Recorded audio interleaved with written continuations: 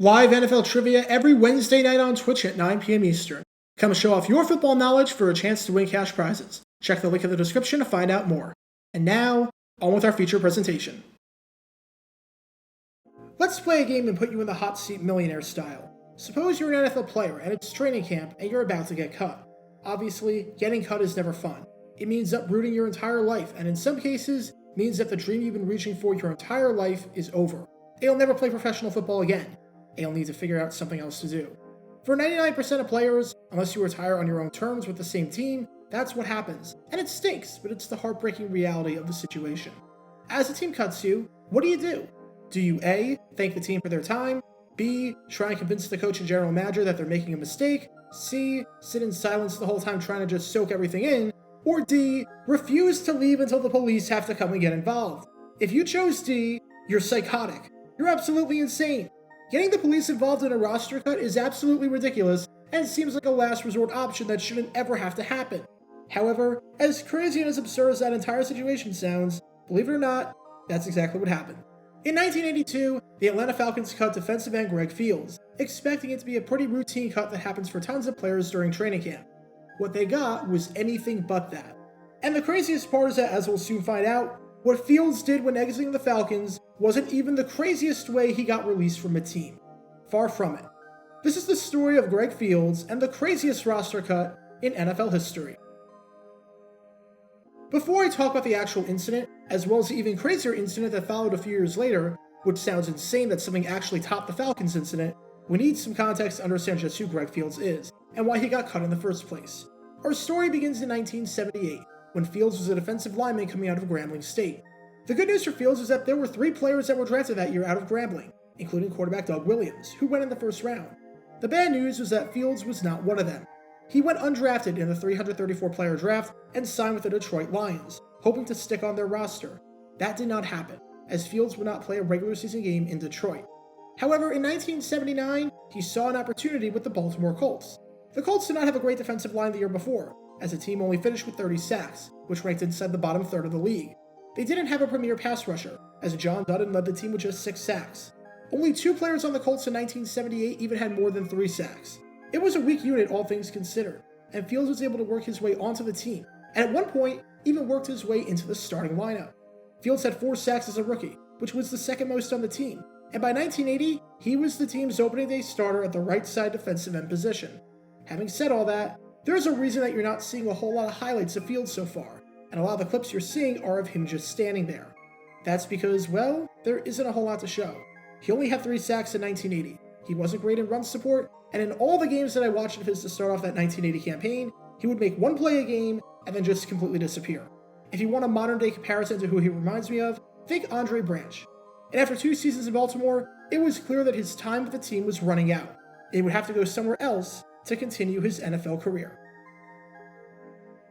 After a 1980 season where the Colts finished with just 30 sacks, where no player had more than 6 sacks, where only 1 player had more than 3 sacks, and where they finished comfortably in the bottom third of the league in this category, it was clear that the Colts needed to bolster up their defensive line going forward. The current crop up front just wasn't going to cut it. With that, the Colts spent a ton of draft capital on trying to fix this position. They spent a first-round pick on defensive end Donnell Thompson, who wound up playing 11 seasons with the team and starting 143 games. They spent some mid-draft picks on other linemen like Bubba Green, Hosea Taylor, and Tim Gooch. In total, of the 13 picks that the Colts had in 1981, they used 4 of them on the defensive line. And with the increased competition, Fields was no longer needed. During training camp, Fields, who was relegated to a backup role by this point, was released without any incident.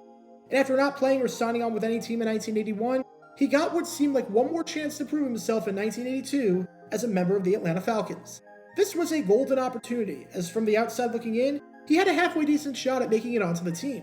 Atlanta had just 29 sacks in 1981, which was the 3rd worst total in the entire NFC, and they only got a sack on 4.9% of passing plays, which was the 2nd worst total in the conference. The top defensive end in sacks on the team was Jeff Yates, who had 4. That's it. The team only spent one of their 12 picks in the 1982 NFL Draft on a defensive lineman, taking Stanford defensive end Doug Rogers. If there was a roster where Fields could make it onto the team and revitalize his career, this was the one. However, that did not happen. Fields was signed by the team at the end of July, and 2 weeks later would find himself off of it. Head coach Lehman Bennett just wasn't seeing how Fields could help the team, and wasn't impressed by his performance in camp. as it was time for roster cuts, on August 10, 1982, the Falcons cut 3 players. The first one was former Iowa linebacker Mel Cole, who never played in the NFL.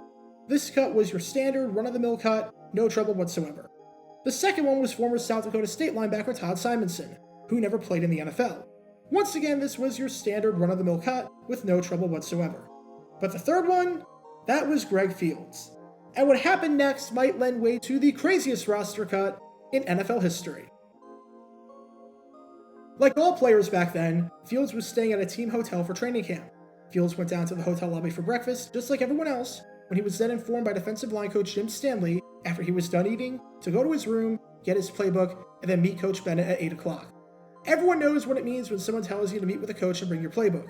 If you've ever watched a single minute of Hard Knocks, you know that's the code for "we're gonna cut you." And for 99% of players, when hearing this news, while they're understandably upset, they comply. They go get their playbook, hand it to the coach, and then leave the facility, hoping to find another opportunity elsewhere. But not Fields. If he did that, then this would be a complete non-story, and this would be like the countless of other training camp cuts that happened. Because Fields decides to go to his room and just never leave the room. In his eyes, the Falcons couldn't cut him if he never left. What he was trying to prove, I have absolutely no clue. But when 8 o'clock rolled around and Bennett was expecting to see Fields in his office, Bennett was surprised when Fields just wasn't there. Eventually, Bennett and Stanley went into Fields' room and told him the news, to which Fields responded by repeatedly saying, "I'm not leaving.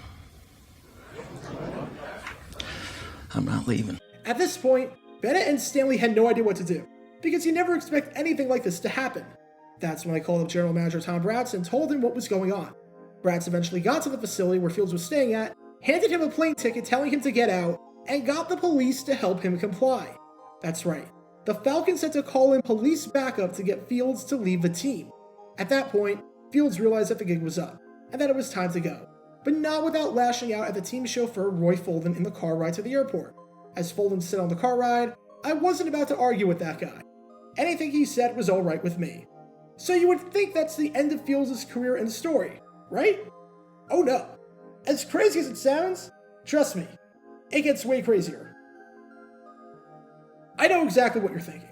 Number one, you're telling me this guy reacted to a roster cut in a somehow crazier manner than this?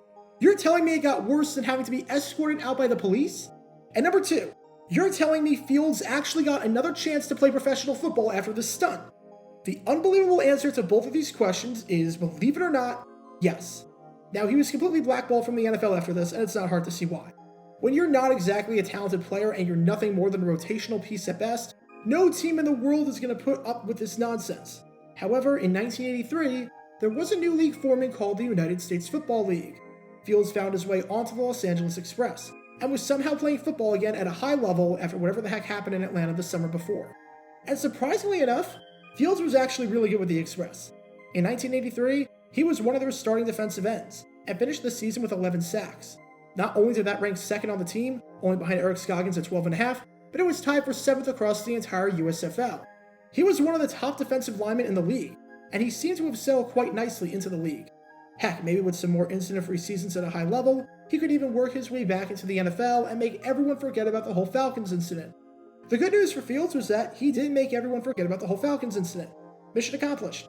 The bad news was that the reason he did that was because he did something 1,000 times worse. Prior to the start of the 1984 season, in a somewhat surprising move, Fields was cut by the Express. He reacted to the news about as well as you'd expect. Fields told his teammate and friend Danny Rich, who was cut the day before, that if they cut him, that they would have to get the whole National Guard to pull him out of there. Turns out, he wasn't exaggerating. After head coach John Hadle dismissed Fields from the team, Fields headed to the door, slammed it shut, and then charged at Hadle, punched him, and then had to be removed from the room by 2 men stationed outside of it, who were there just in case something went wrong.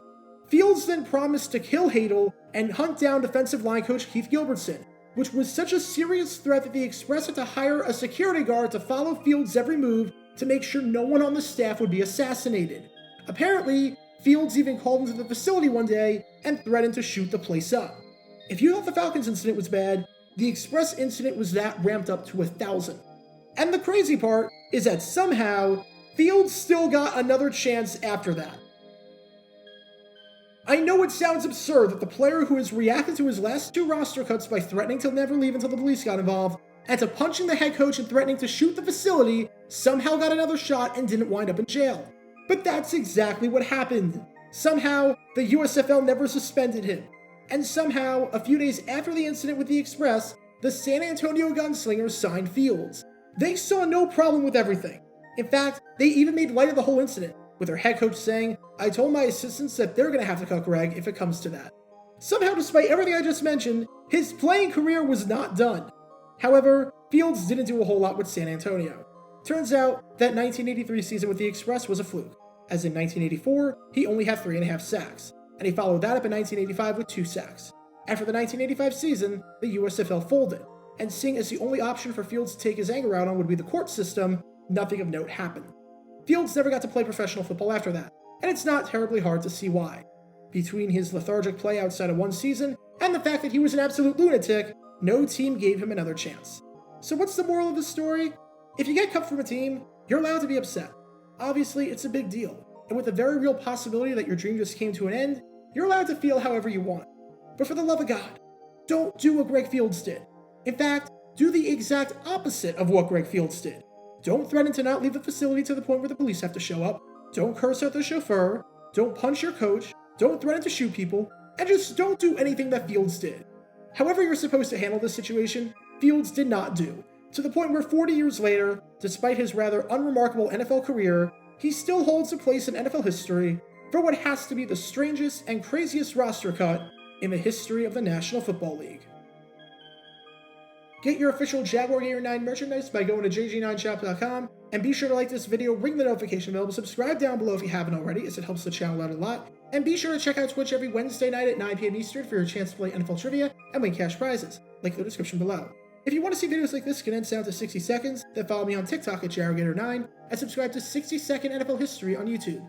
To see highlight videos of players throughout the history of the NFL, subscribe to JG9 Highlights. Also, special thanks to all of our Patreon supporters for helping with the channel. Your support is greatly appreciated. See how you can become a patron and request future video topics in the description below.